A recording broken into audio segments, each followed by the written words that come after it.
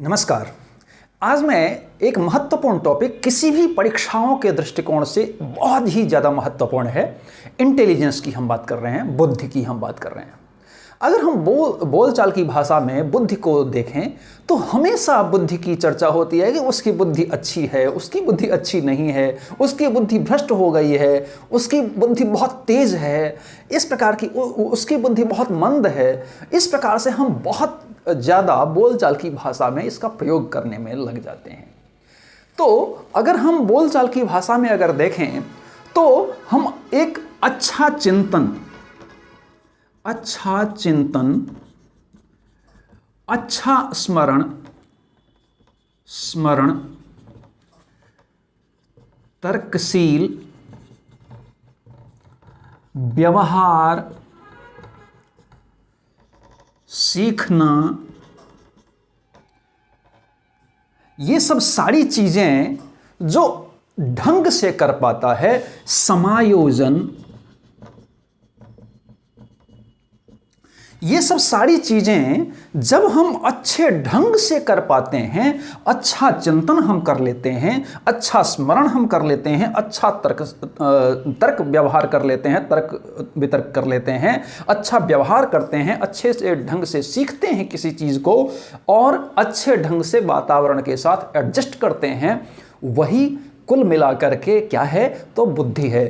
अब हम अगर देखेंगे तो पहले ये बुद्धि का परिचलन जो है वो खास करके मनोवैज्ञानिक परिप्रेक्ष्यों में बहुत ज़्यादा पुराना नहीं है, लेकिन अगर देखेंगे तो 1923 में एक हैं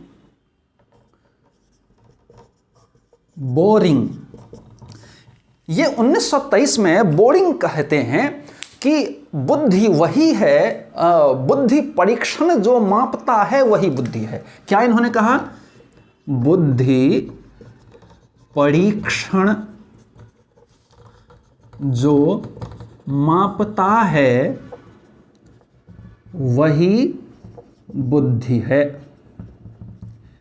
अब ये इन्होंने कहा कि बुद्धि परीक्षण जो मापता है वही बुद्धि है, तो इससे बहुत कुछ स्पष्ट नहीं होता है भैया, क्या मापता है, कैसे मापता है, किस चीज़ को मापता है, तो ये बहुत ज़्यादा स्पष्ट नहीं हुआ बोरिंग के द्वारा जो कहा गया। मतलब अगर हम कहेंगे तो सबसे पहले जो औपचारिक रूप से परिभाषा किसी ने दी है उसमें बोरिंग का नाम सर्वोच्च आता है, लेकिन उनके द्वारा जो परिभाषा दी गई वो एक प्रकार से अस्पष्ट मानी गई। तो अस्पष्ट मानी गई तो उसके बाद जो बहुत सारे मनोवैज्ञानिक हुए उन्होंने तर्कना की, विचार किया कि ये बुद्धि क्या हो सकती है, तो उन्होंने औपचारिक परिभाषा देने की कोशिश की है, जिसमें हम एक देखते हैं कि अच्छा चिंतन,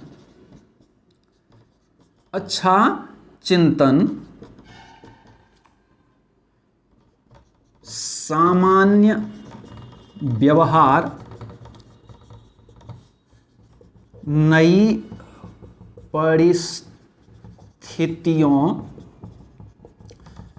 के साथ समायोजन, अच्छा सीखना, ये सब सारी चीजें क्या है, अच्छे ढंग से कोई भी चिंतन कर पाता है। अर्थात हम ऐसा कह सकते हैं कि जो व्यक्ति जितने अमूर्त तत्वों का चिंतन बेहतर ढंग से कर पाता है उसमें यह माना जाता है कि बुद्धि लब्धि बहुत अच्छी है।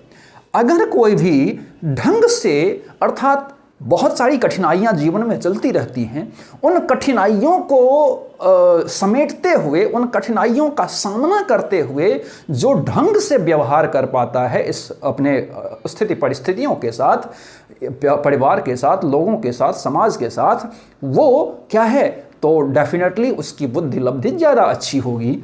फिर अगर हम देखेंगे तो नई परिस्थितियों के साथ व्यवहार करना या समायोजन करना, अगर हम किसी भी एक परिस्थिति में हैं और कोई एक दूसरी परिस्थिति में चले गए, लेकिन वहां भी जाकर के हमारा एडजस्टमेंट बहुत बेहतर ढंग से होता है, तो हम ये कह सकते हैं कि उसकी बुद्धि लब्धि अच्छा होता है।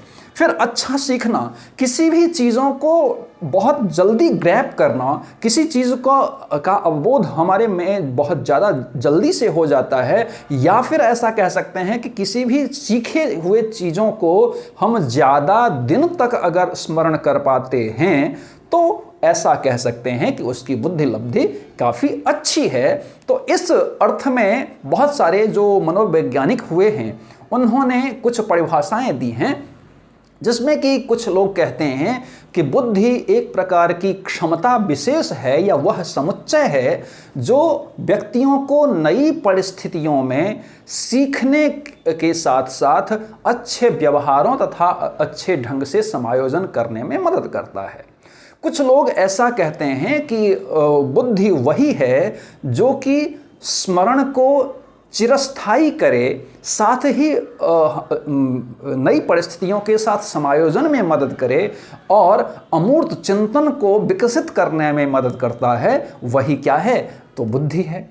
कुछ लोग कहते हैं कि जो मूर्त और अमूर्त के बीच एक क्षमता विशेष को डेवलप करता है और चिंतन शक्ति का विकास करता है, फिर सृजनात्मक क्षमताएं उसकी ज़्यादा होती हैं, तो वो क्या है? तो बुद्धि है। तो इस प्रकार से हम अगर देखेंगे तो बुद्धि की परिभाषाएं बहुत सारे अलग अलग मनोवैज्ञानिकों ने अपने अपने ढंग से की है, जबकि अगर हम देखेंगे तो सबकी चीज़ें कुल मिलाकर के हम एक पैमाने पर जब हम पहुंचते हैं तो हम ऐसा कह सकते हैं कि ये सब सारी चीज़ें इसमें संग्रहित होती हैं। अब अगर हम इस ढंग से देखेंगे तो वर्णन ने, किसने? वर्णन ने 1969 में उन्होंने 3 संप्रत्यय दिए हैं। 3 संप्रत्यय इन्होंने जो दिया है वो जननिक क्षमता पहला, दूसरा प्रेक्षित व्यवहार और तीसरा परीक्षण प्राप्तांक। अर्थात हम ये कहेंगे कि जननिक क्षमता के रूप में बुद्धि, प्रेक्षित व्यवहार के रूप में बुद्धि और परीक्षण प्राप्तांक के रूप में बुद्धि, इसको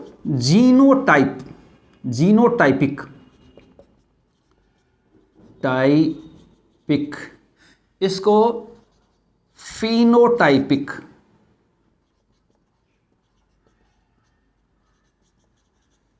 अर्थात हम देखेंगे कि जीनोटाइपिक क्षमता या जीनोटाइपिक क्षमता के रूप में बुद्धि क्या है?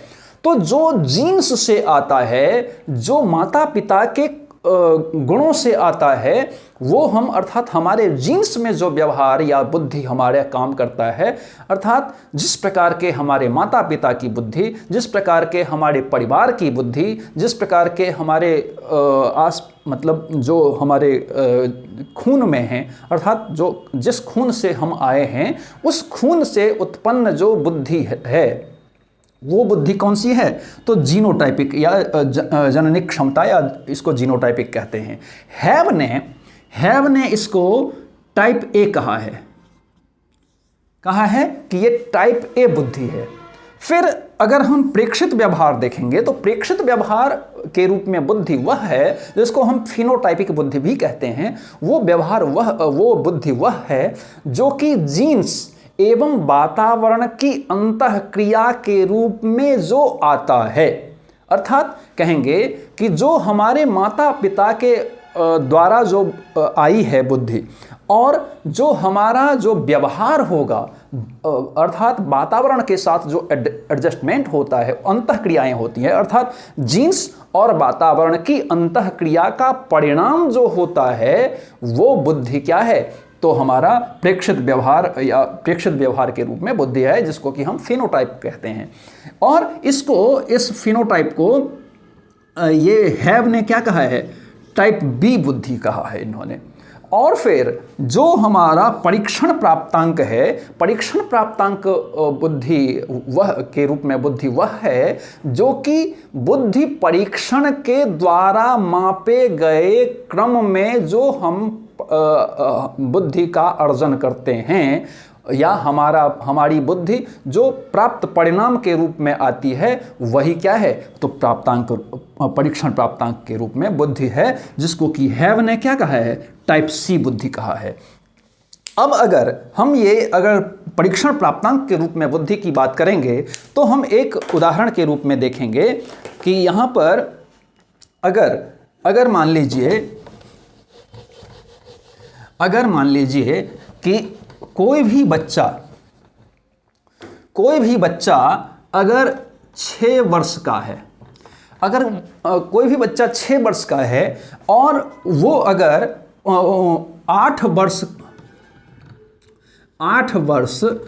8 वर्ष के लिए जो परीक्षण बनाया गया है, अगर वो समुचित ढंग से इसको क्या करता है, समुचित ढंग से कर लेता है, तो हम कहेंगे कि इसकी बुद्धि लब्धि जो है वो सामान्य से अधिक है।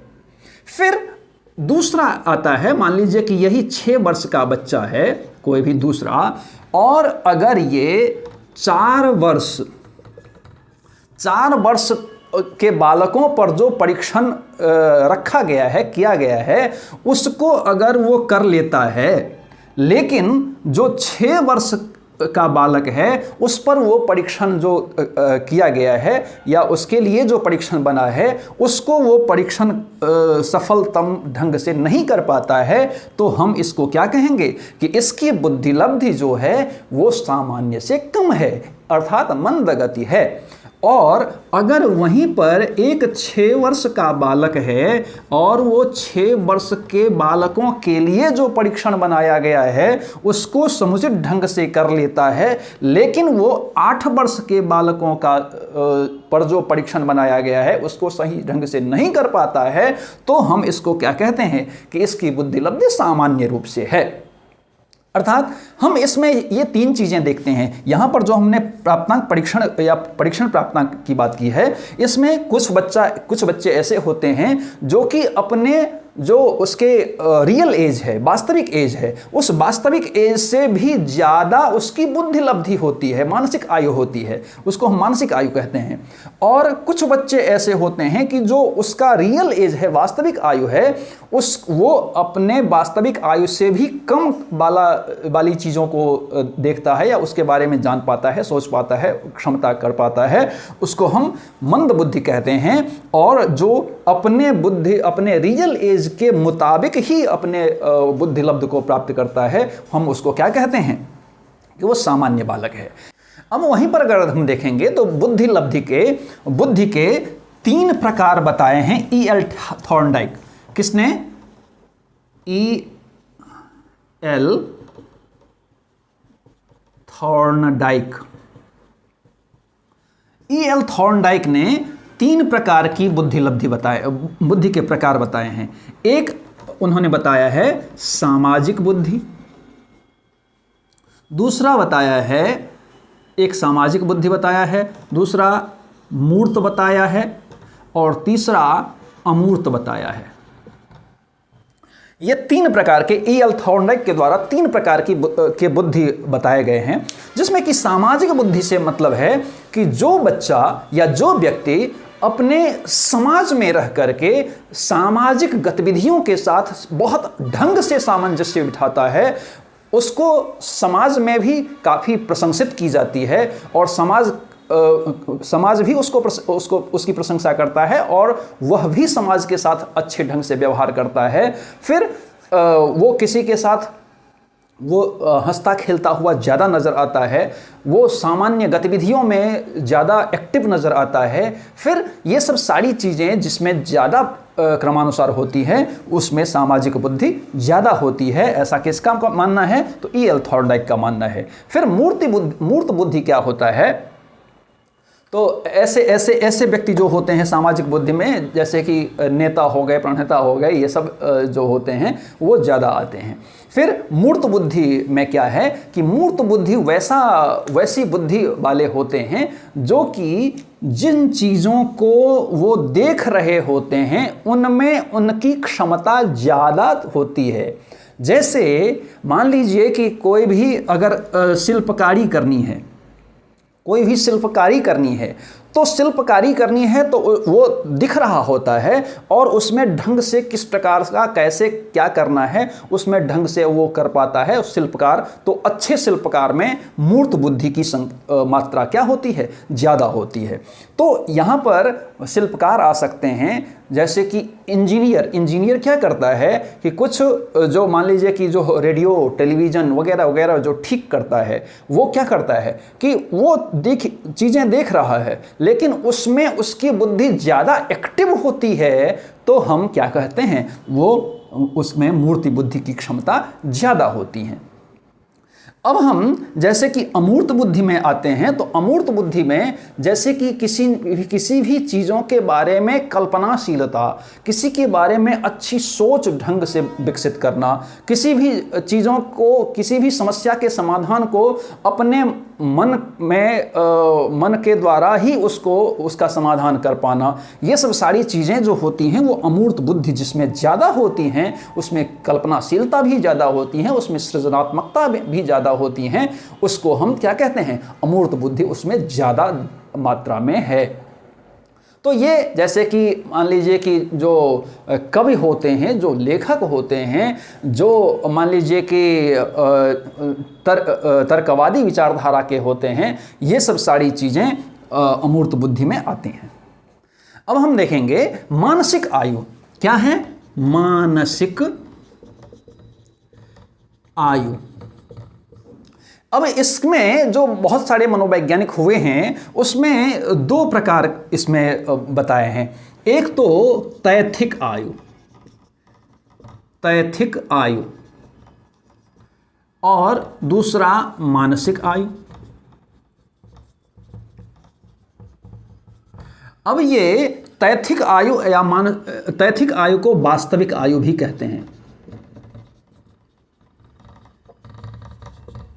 इसको क्रोनोलॉजिकल आयु भी कहते हैं, इसको रियल एज भी कहते हैं। क्रोनोलॉजिकल एज, रियल एज, ये मेंटल एज हो गया आपका।